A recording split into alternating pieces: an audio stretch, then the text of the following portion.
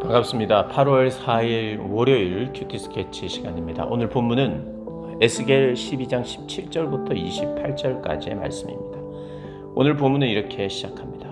여호와의 말씀이 또 내게 임하여 이르시되 인자야 너는 떨면서 네 음식을 먹고 놀라고 근심하면서 네 물을 마시며 이 땅 백성에게 말하되 주 여호와께서 예루살렘 주민과 이스라엘 땅에 대하여 이르시기를 그들이 근심하면서 그 음식을 먹으며 놀라면서 그 물을 마실 것은 이 땅 모든 주민의 포악으로 말미암아 땅에 가득한 것이 황폐하게 됨이라. 사람이 거주하는 성읍들이 황폐하며 땅이 적막하리니 내가 여호와인 줄 너희가 알리라 하셨다 하라. 오늘 본문도 퍼포먼스가 이어지고 또 그것을 통해서 하나님께서 말씀하시는 바가 있는데요. 금방 읽었던 것처럼 근심하면서 음식을 먹고 놀라면서 물을 마셔라.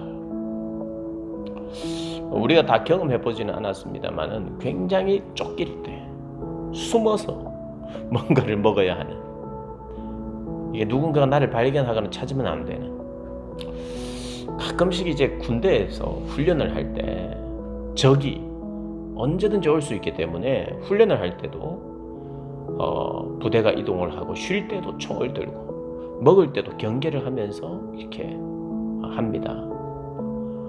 언제 적이 들이닥칠지 모르기 때문에 이게 전쟁 상황이거든요. 그러니까 이 말은 근심하면서 음식을 먹으며 놀라면서 물을 마시라는 건 이게 거의 전쟁에 패배한 상태예요. 그래서 이제 그냥 눈에 띄기만 하면 잡혀가는 거예요. 그런 아주 큰 두려움 속에 있는 모습을 보여주라는 거예요. 이게 뭐냐? 바벨론에게 완전히 멸망해서 이스라엘이 이렇게 노예로 끌려올 것이다, 종으로 끌려올 것이다를 이야기하는 것입니다. 그러면서 하나님께서 이 이스라엘, 예루살렘 거민들 중에도 그럴 수 있지만 이 포로민들 중에 거짓 위로, 거짓 확신을 유포하는 사람들, 그리고 그것을 믿는 사람들이 있었다는 거예요. 에스겔이 예언하고 에스겔이 하나님의 메시지를 전하는데 그 메시지는 우리와 관계없다. 그 메시지는, 그 묵시는 우리와 멀다, 멀리 있는 나중의 일이다. 지금은 하나님이 회복시켜 주셔야 될 때다. 회복시켜 주실 것이다. 이런 움직임이 있었다는 거예요. 그걸 어떻게 아느냐 하면 22절에 보면 인자야 이스라엘 땅에서 이르기를 날이 더디고 모든 묵시가 사라지리라 하는 너희의 속담이 어찌 됨이냐. 이스라엘 땅에서 그런 일들이 있다는 거예요. 이스라엘 백성들 중에 예루살렘 성전에서 그런 이야기들을 한다는 거예요. 그러니까 포로민들도 그걸 믿는 거예요. 그리고 포로민들 중에도 그 메시지를 받고는 포로민들에게 이것을 유포하는 사람들이 있었다는 거예요. 그런데 이런 겁니다. 내가 믿고 싶은 걸 믿고 내가 듣고 싶은 것, 보고 싶은 것을 보는 상황 가운데 있다는 거예요. 참 선지자인 에스겔이 아무리 말해도 지금 아직 완전히 망하지는 않았어요. 지금 이스라엘이 뭔가 움직이고 있다는 거죠. 예루살렘에서 지금 애굽의 도움을 요청해서 지금 애국과 손잡고 뭔가 일이 벌어질 것이라고 하는 기대가 있었어요. 그 기대를 저버릴 수가 없었습니다. 그들이 계속해서 그렇게 살아왔기 때문이에요. 그러니까 그들이 모든 희망을 거기에 걸고 있어요. 그게 끝나면 완전히 무너지는 것입니다. 그래서 하나님이 너희들 계속해서 이렇게 거짓된 희망을 붙잡고 있느냐? 할 수 없다. 너희들은 이 일이 그대로 일어나고 그리고 눈이 뽑히고 이스라엘이 완전히 멸망하고 성전까지도 완전히 파괴되어야 너희들이 내 말을 믿게 될 것이다. 이런 이야기를 하고 있는 것입니다. 그래서 그들이 이런 이야기를 한다는 거예요. 그날은 더디다. 그리고 그 묵시는 사라질 것이다.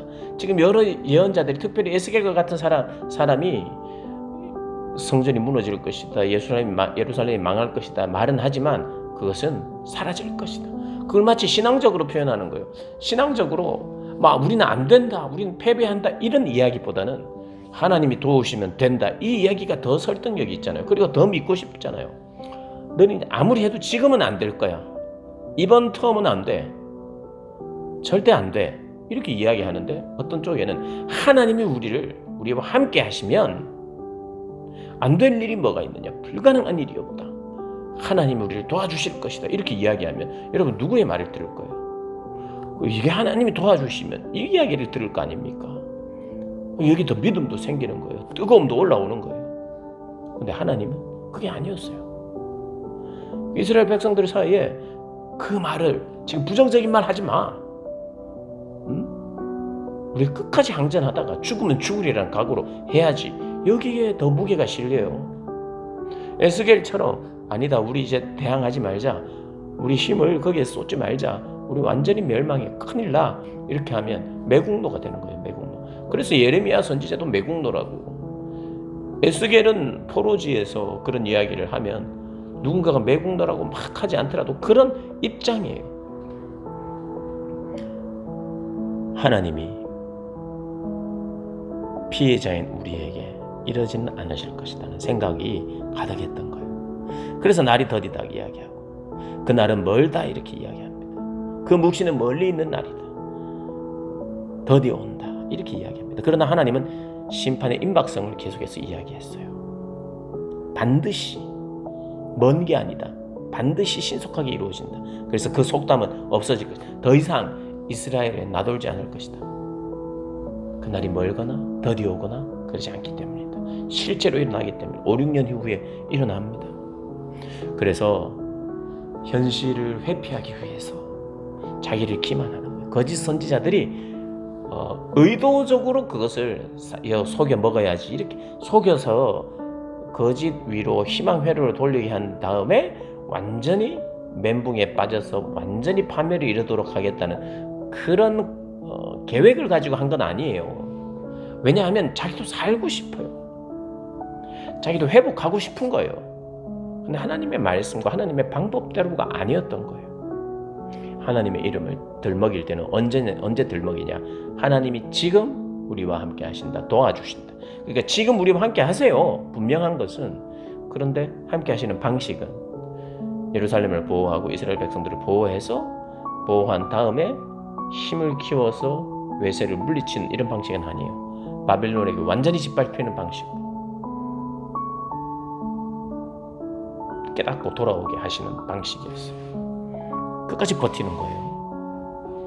어떻게 보면 이게 악한 거죠. 피해 속에, 징계 속에, 고난 속에 있다고 말하면서, 힘들다고 말하면서 하나님 앞에서 하나님 도와주세요 이렇게 이야기하면서 우리는 힘을 기르겠습니다. 우리는 끝까지 저항하겠습니다. 도와주세요. 하나님 딴소리 하지 마세요. 하나님 도와주셔야 됩니다. 이렇게 힘을 내고 있는 거예요. 여러분 이게 악함입니다. 악함. 그래서 우리가 잘 구분해야 돼요.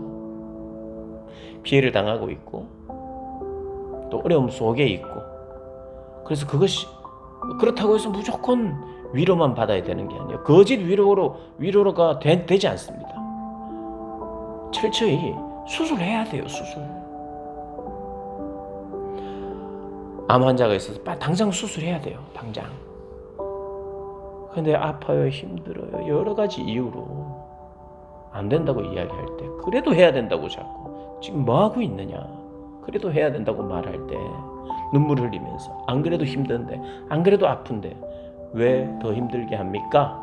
이렇게 이야기할 수 있어요. 그러나 그렇다고 해서 그렇구나 내가 잘못했던 너를 이해하지 못했네 그래 수술 안 해도 된다 그냥 다른 길이 혹시 있을지 모르니 그렇게 하자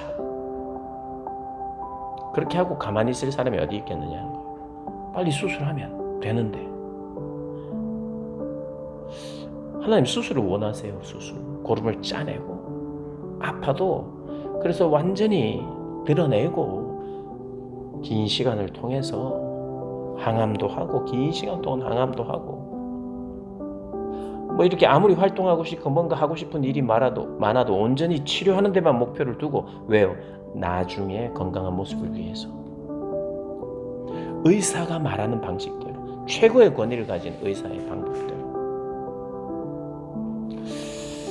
오늘 그렇게 우리가 비유하여서 이스라엘의 상황과 나의 상황을 잘 보며 하나님 앞에 내가 지금 어떤 때인가, 어떤 입장인가, 하나님과 나 사이는 잘 분별하여서 하나님 앞에 나아가는 저와 여러분 되시길 주님의 이름으로 축복합니다.